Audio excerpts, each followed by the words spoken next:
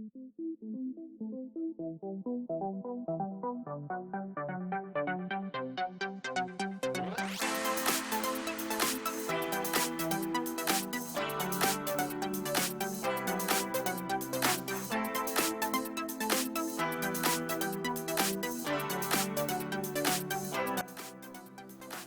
Friends, welcome to tech and tricky.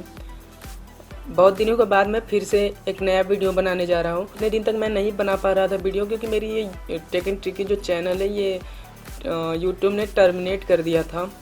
कोई error रहा होगा जिसके वजह से मेरी चैनल को टर्मिनेट कर दिया गया था। तो उसके बाद मैंने एक अपील फॉर्म भरी थी यूट्यूब को अपने चैनल को फिर से रिव्यू करने के लिए। वैसे अगर किसी के चैनल में स्पैम या फेक चीज़ें रहती हैं तो उनको टर्मिनेट या सस्पेंड किया जा रहा है उनके चैनलों को। तो मेरे में तो ऐसा कुछ था नहीं, इसलिए मैंने उनको अपील फॉर्म भरा था। तो जिसका परसों मुझे ईमेल आया था कि मेरे चैनल को फिर से रिव्यू किया गया था, मैं कोई फेक या स्पैमी कंटेंट नहीं था, तो इसलिए मेरे चैनल को फिर से रीएक्टिवेट कर दिया गया है।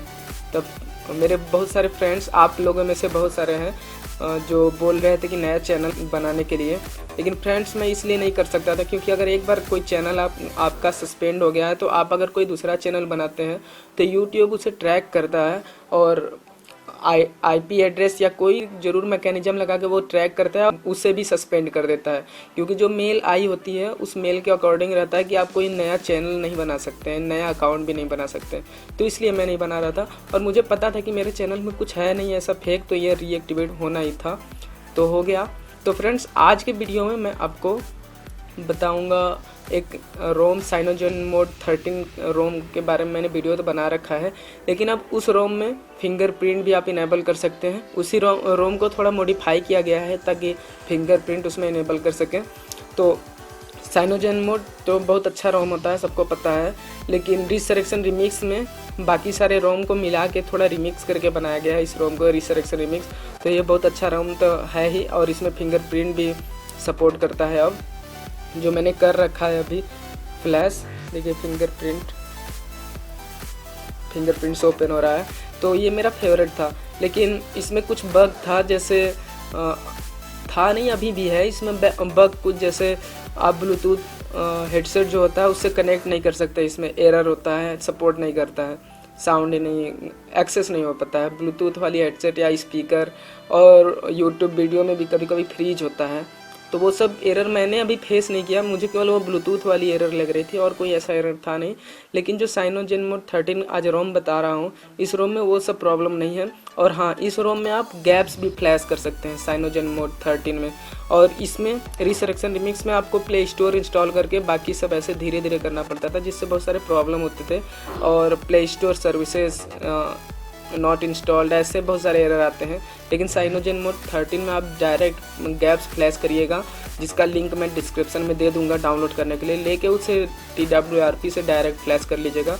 मैं पूरा प्रोसीजर दिखाऊंगा अभी आपको करके, तो उसे कर दीजिएगा और फिर देखिएगा कि कैसा ये रोम है। क्योंकि मेरे हिसाब से तो साइनोजेन-मोड 13 बहुत अच्छा रोम है, उसी को देख के ये रिसरेक्शन रिमिक्स को बनाया गया है। उसमें से काफ़ी फीचर इसमें कॉपी की गई है। तो चलिए शुरू करते हैं। मैंने रोम को डाउनलोड कर रखा है और गैप्स फाइल पे डाउनलोड कर रखा है। और एक चीज़, फिंगरप्रिंट इसमें इनबिल्ट नहीं रहेगा, क्योंकि अभी ऐसा कोई कस्टम रोम नहीं है L11S और इको के लिए कि इसमें इनबिल्ट फिंगरप्रिंट हो। तो आपको वही UI से जो बैकअप करने वाली ट्रिक मैंने बताई थी, बैकअप करनी पड़ेगी फिंगरप्रिंट डेटा को और इस रोम में रिस्टोर करनी पड़ेगी। तो उसका मैंने वीडियो अपने रिसरेक्शन रिमिक्स वाले फिंगरप्रिंट वाले वीडियो में मैंने बताया है। प्रोसीजर बहुत स्लो और बहुत अच्छे से उसमें बताया है, तो मैं फिर से उस पूरे वीडियो को नहीं बताना चाहूँगा क्योंकि वीडियो फिर काफ़ी लंबा हो जाएगा। तो उसे देख के आप डेटा को बैकअप कर लीजिएगा। साइनोजेन-मोड 13 रोम को भी डाउनलोड करके रख लीजिएगा और गैप्स फाइल की जो जिप फाइल रहेगी अराउंड 200 MB के आसपास, उससे भी रख लीजिएगा। इन दोनों को रखने के बाद आपको एक चीज़ और रखनी पड़ेगी, अपना जो TWRP है उसको लेटेस्ट वर्जन यूज करना पड़ेगा, 3.03 ये वाली वर्जन रहनी चाहिए। और बाकी सब रोम TWRP पे शायद ये वर्क नहीं करेगा, तो उसका भी डिस्क्रिप्शन में मैंने लिंक दे दिया है, आप वहाँ से डाउनलोड कर लीजिए। तो चलो फ्रेंड्स शुरू करते हैं कैसे करना है। तो मैंने इसमें TWRP 3.03 अभी कुछ देर पहले फ्लैश किया हूँ, अभी देखता हूँ कैसा अभी हुआ फ्लैश कि नहीं वो। तो ओपन करता हूँ पहले इसको। देखिए फ्रेंड्स, मैंने फ्लैश कर रखा है इसको। यहाँ पे देख सकते हैं TWRP 3.03 है। तो आपको ये TWRP फ़ोन में फ्लैश करनी पड़ेगी। तो आप अगर किसी और TWRP वर्जन पे हैं, चाहे 2.8.7 या 3.0.2 किसी और पे हैं, तो आपको सिंपल है उसको फ्लैश करना। मैंने डिस्क्रिप्शन में इसका डाउनलोड दे रखा है 3.03 TWRP का। उसे डाउनलोड करने के बाद डायरेक्ट ओपन करिएगा और ओपन करने के बाद उस फोल्डर को खोलिएगा जहाँ पे डाउनलोड करके आपने TWRP 3.03 को रखा हुआ है। वहाँ पे खोलने के बाद ये साइड में देखेंगे इंस्टॉल इमेज का ऑप्शन रहता है, इस पर क्लिक करेंगे। देखिए यहाँ पे शो करने लगा TWRP 3.03, इस पर आपको क्लिक करना है। क्लिक करने के बाद ये नीचे रिकवरी है, रिकवरी पे केवल टिक करना है और यहाँ से इसको फ्लैश कर देनी है स्वाइप करके। ऐसे करेंगे फ्लैश हो जाएगी। देखिए इमेज फ्लैश कंप्लीटेड हो गया। फिर उसके बाद आपको फ़ोन को रिस्टार्ट करना है। रिस्टार्ट करने के बाद फिर से आपको रिकवरी मोड को खोलना है। रिकवरी मोड को खोलने के बाद अपना साइनोजेन मोड को कैसे फ्लैश करना है, बाकी की चीज़ें फिर प्रोसीड करनी है, ठीक है।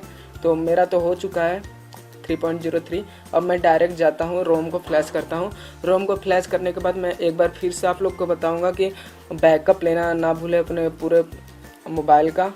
यहाँ से सब कुछ सेलेक्ट करके एक बार बैकअप ज़रूर ले लीजिएगा सेफ्टी के लिए, कि बाद में अगर रोम आपको पसंद नहीं आई तो दोबारा आप इस रोम पे आ सकते हैं पूरा डेटा के साथ, इसलिए ये है, ठीक है। और एक चीज़ और आपको बताना चाहूँगा, जब आप वो फिंगरप्रिंट डेटा की बैकअप लेंगे उस वीडियो को फॉलो करने के बाद, तो ध्यान रखिएगा कि यहाँ पे इनेबल कंप्रेशन जो है ना, ये टिक नहीं रहनी चाहिए, ठीक है। Skip MD5 generation during backup ये भी टिक ना रहे, मतलब ध्यान रखिएगा ये दोनों टिक ना रहे। फिर उसके बाद डेटा की बैकअप लीजिएगा, तब वो फिंगरप्रिंट की डेटा में केवल 3 फाइल आपको मिलेगी, नहीं तो कुछ लोगों में 5-5 फाइल रहते हैं और उनको प्रॉब्लम होती है। तो आप उसको देखिएगा, अगर फिर भी कोई प्रॉब्लम आती है तो उस वीडियो में मुझे कमेंट करिएगा, मैं आपको उसका सल्यूशन दूंगा। तो चलिए अब फ्लैश करते हैं। तो फ्लैश करने के लिए पहले आपको वाइप में जाना है, फिर एडवांस में जाना है। जो मेरी करेंट रोम है इसको पहले डिलीट करनी है फ़ोन से, लेकिन ध्यान रखिएगा इंटरनल स्टोरेज पे टिक ना हो, बाकी सब पे कर दीजिएगा। फिर उसके बाद इसको स्वाइप करिए,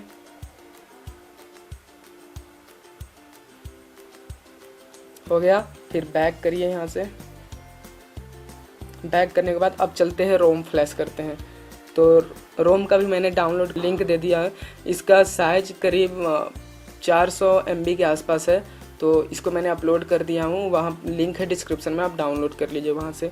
तो यहाँ देखिए CM13 है, इसको मैं फ्लैश करता हूँ। याद रखिएगा जीप सिग्नेचर वेरिफिकेशन और ये सब कुछ नहीं टिक है, और मैं यहाँ से स्वाइप कर देता हूँ। अब यहाँ पे वेट करना होगा, ठीक है, कुछ टाइम लगेगा। फ्रेंड्स इसमें फ्लैश देखिए हो गया सक्सेसफुली। तो अब ये फ्लैश होने के बाद आपको यहाँ पे वाइप कैच एंड डिलीट पे क्लिक करना है और स्वाइप कर देनी है। यहाँ से हो गया। अभी आपको रीबूट मत करिएगा, अभी आपको इसमें फिंगरप्रिंट डेटा स्टोर करनी है, ठीक है। तो उससे पहले अब आपको गूगल ऐप्स जैसे जीमेल, प्ले स्टोर, यूट्यूब, सब ऐप्स के लिए आपको गैप्स फ्लैश करना पड़ेगा। तो जो यहाँ पे है ओपन गैप्स, मैं इसको भी फ्लैश करता हूँ, जिसमें थोड़ा टाइम लगता है फ्लैश होने में। फ्रेंड्स गैप्स भी फ्लैश हो गया, इसमें करीब 4 मिनट के आसपास लगा पूरा फ्लैश होने में। इसमें आपको दिखाता हूँ इस गैप्स में क्या क्या, कौन कौन से गूगल के ऐप्स थे। ये सारे ऐप्स थे, देखिए इसमें जीमेल था और बाकी सब ये छोटे वाले जितने हैं ये सब थे। क्योंकि ये गैप्स जो है मैंने माइक्रो वर्जन की है, तो इसमें आपको यूट्यूब और ये मैप्स वगैरह ये सब शायद नहीं मिलेगा आपको ऐप। तो वो आप प्ले स्टोर फ्लैश होने के बाद, इसमें प्ले स्टोर तो रहेगा ही, प्ले स्टोर से आप डायरेक्ट यूट्यूब डाउनलोड कर लीजिएगा। अब ये फ्लैश होने के बाद आपको वाइप कैच एंड डिलीट पे क्लिक करना है और स्वाइप कर देना है, हो गया। अभी भी रिबूट मत करिएगा। अब जो मेन काम है फिंगरप्रिंट के लिए आपको एक डेटा रिस्टोर करना है, जो मैंने बताया आपको कि उसके लिए मैंने एक वीडियो का डिस्क्रिप्शन में लिंक दिया हूँ, उसे देखिएगा रिसरेक्शन वाले वीडियो को।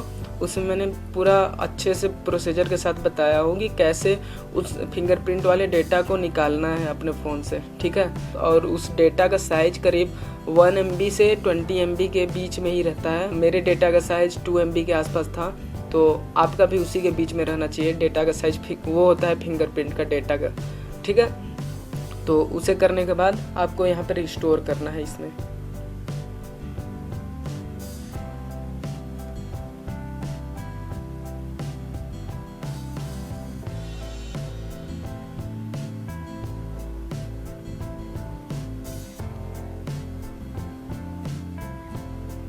फ्रेंड्स वहाँ पे अभी आप लोगों ने देखा कि मैं रिस्टोर पे क्लिक कर रहा था तो वहाँ पे बैकअप और कुछ भी बैकअप दिख नहीं रहा था। बैकअप के लिए यहाँ पे कुछ भी डेटा नहीं थी क्योंकि मैं TWRP 3.03 यूज कर रहा था। इस समय देखिए मैंने फ्लैश कर दिया वापस 2.8.7, वहीं से डायरेक्ट मैंने इस TWRP को फ्लैश कर दिया हूँ, तो अब दिखने लगा वो ये सब बैकअप।